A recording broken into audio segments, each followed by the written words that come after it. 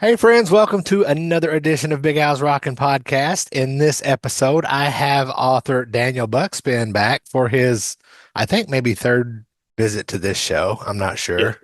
Something like that. But anyway, this week we're going to talk about this fancy little book, Rush 2112 50 Years, and it's in a really nice case, and judging by the size of it, I bet it'll fit in your record collection really well. Yes. Yeah. But it's a nice, hefty little book, quality print, and including the index, it has looks like 175 pages, 176. But anyway, Daniel, how you doing? Great. Very happy to be back here. I'm sort of starting to feel like, this is like my home away from home and, the place I go to discuss stuff that we should have outgrown decades ago, but never did. Yeah. Yeah. Well, I'll be honest, the older music, I like new music, but the older music, you grew up with it, there's memories associated with everything. You can't get away from it, Right. you Yeah. know, and pop music 1983 will forever be my um whatever the word I'm looking for is, Your that's jam. the center of my heart. Yeah. I have to say also, when I talk about new music, I notice I'm talking about like stuff from the 1990s. So yeah, Yeah, we're the first time that I heard Nirvana on our local classic rock station, I just kind of like felt more hair fall out and the yeah. beard turned a little grayer. Hey, we're I feel you. I Yeah. understand. Yeah. So, start out telling us a little bit about Rush 2112 50 years. What was the inspiration behind this book?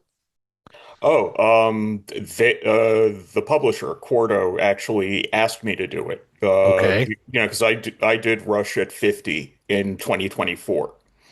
And that was comprehensive. It's their whole career, all of it. And when I did that, I was like, that's probably it. That was my big opportunity to write about them. Great, wonderful, moving on. What's next? And then they got back to me and they're like, do you want to do something about 2112? And I didn't even have to think about it. I was just like, absolutely.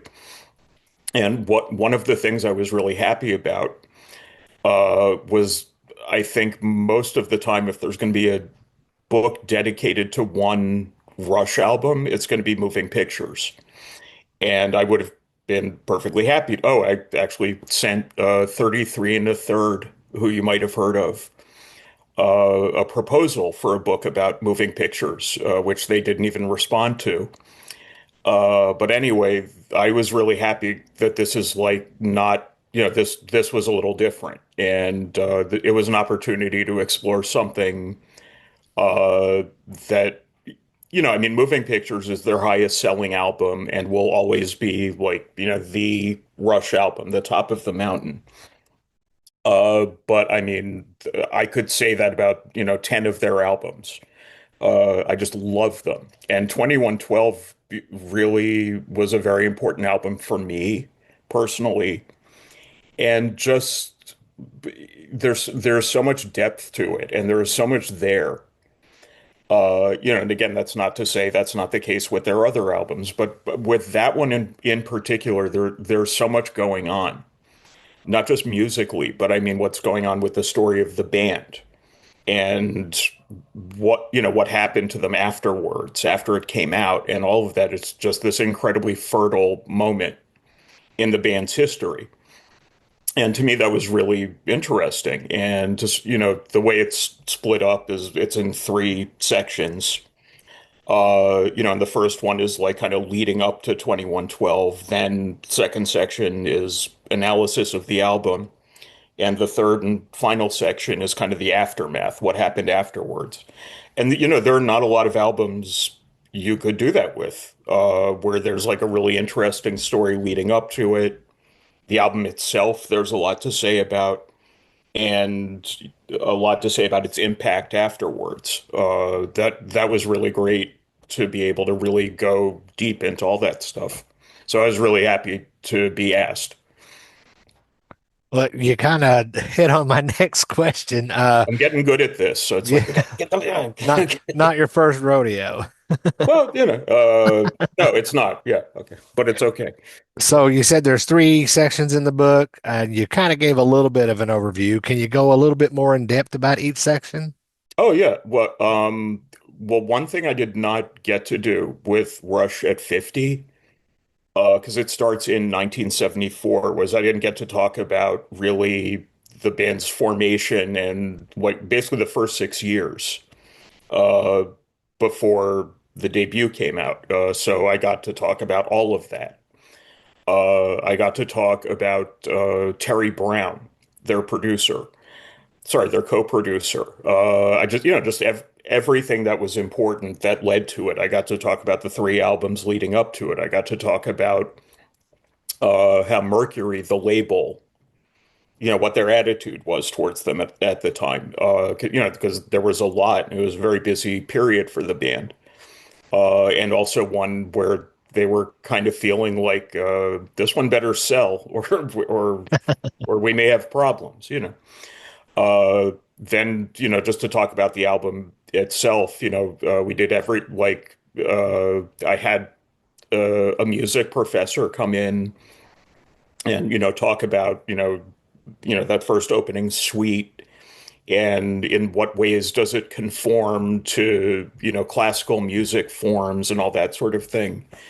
And also just to talk about just what bangers everything on the album is. And just analyze the music. And then the third section is like, then what happened?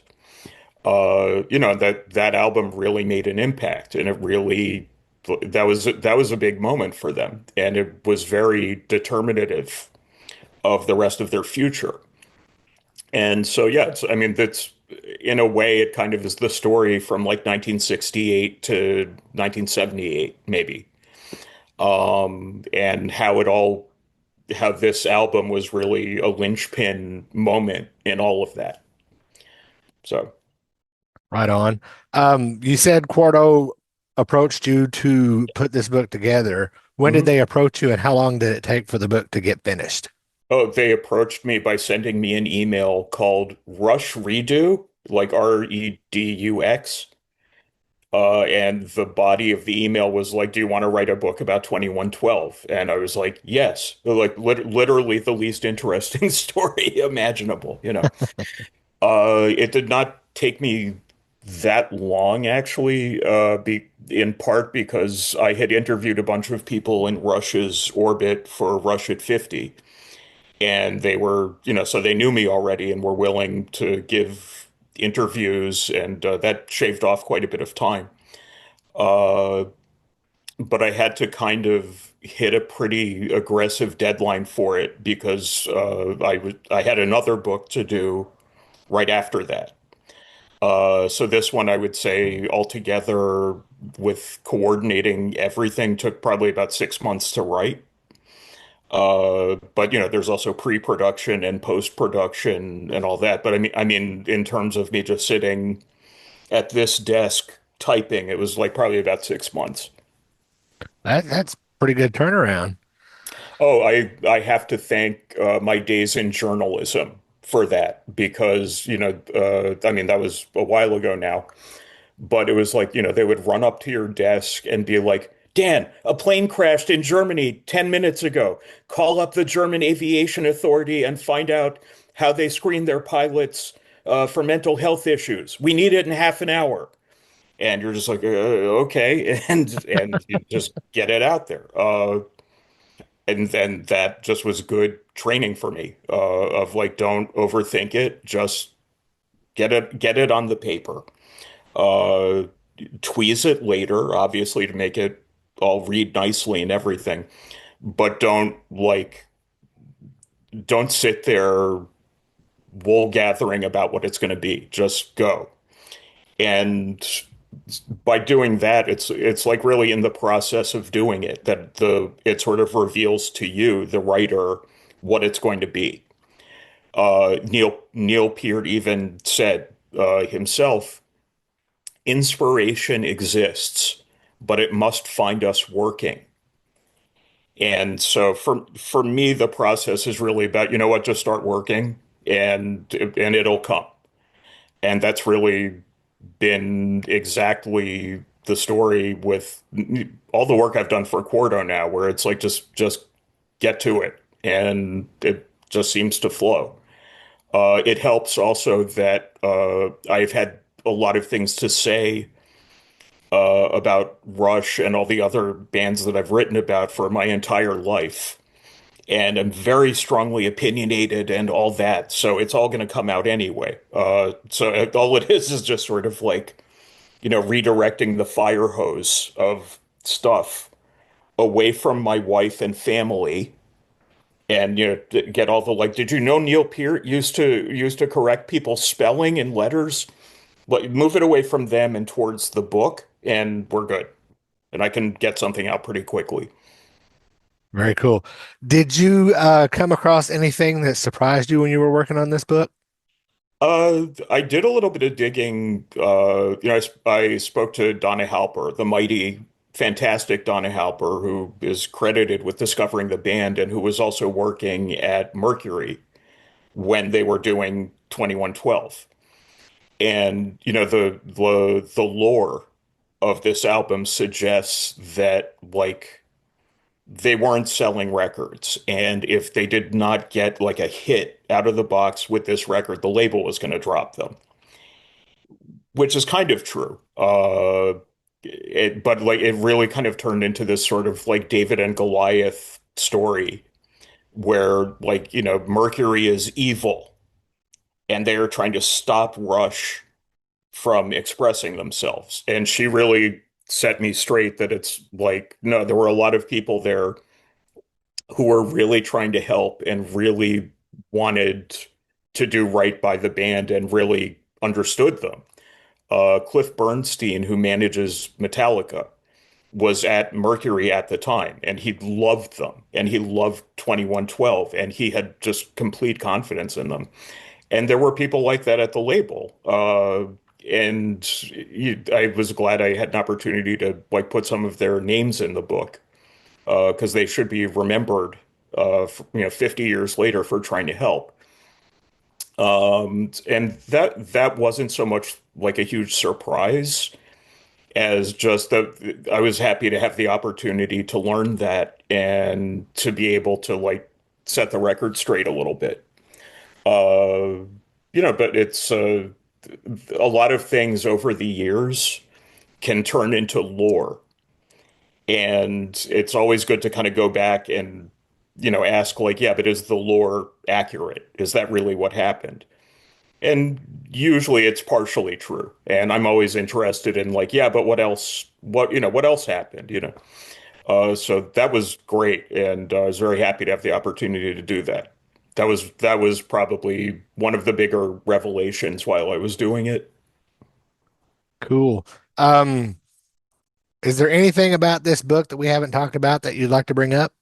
Oh, yes, absolutely. In 1978, uh, a journalist from the New Music Express, Barry Miles, wrote an incredibly dishonest article about our heroes, the Holy Trinity, Rush, saying that they were fascists because Neil Peart, at the time was a libertarian and read Ayn Rand. Is absolutely just total hit piece, like not even journalism. And the best part of it was that he said that Rush's philosophy was the Arbeit macht frei philosophy, which for those of you at home who don't speak German, that means work will set you free, and was on the gates above Auschwitz. And I don't know if you know, but Geddy Lee's parents were imprisoned at Auschwitz. I don't know if he knew that when he said that, but it was just kind of amazing to me that he would say something like that. And I really wanted, I got in touch, I emailed through his website, and I was like, look, I'm writing this book. I'm going to write about that article. Is there anything you want to say? Any kind of do-over that you want on anything you said at the time? Whatever it is, this is an opportunity. Please, disabuse me of all of my bad thoughts about it. he didn't respond. And in 2012, he told Mojo that he completely stands by the article. So I just went on about it for like a whole chapter, and it was glorious. And I said everything I've ever wanted to say about that. And I don't have this fantasy that, those guys read my books or anything like that. But, were a copy of the book to fall out of the sky into Geddy Lee's hands and open to that page, I hope he gets a chuckle out of it. That's great. Yeah. Um, Sorry, I hold grudges forever, even against people who didn't do anything to me. So, listen here. AT&T I've had a grudge against since the late 90s.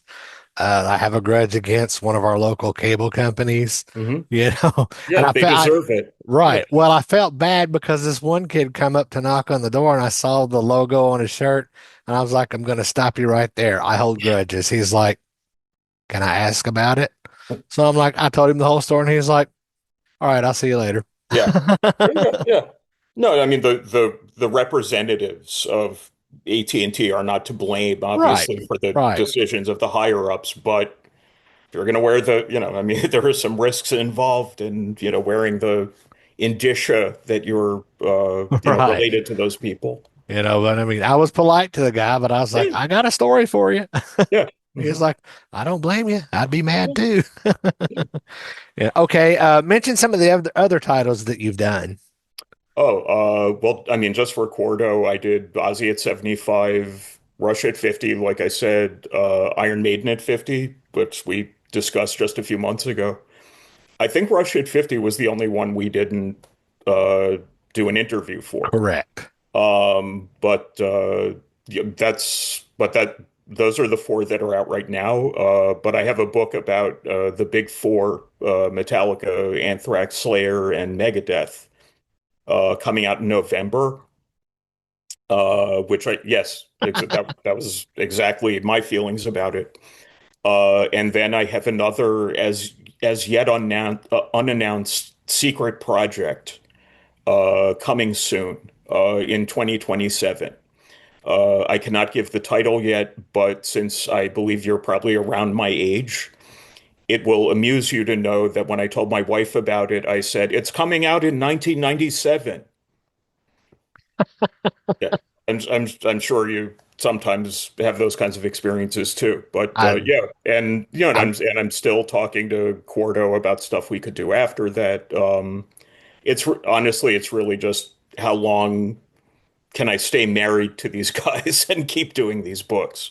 And hey, I hope it's forever, honestly, because right. it's been fantastic and like this is one of the best things going in my life, period. Perfect.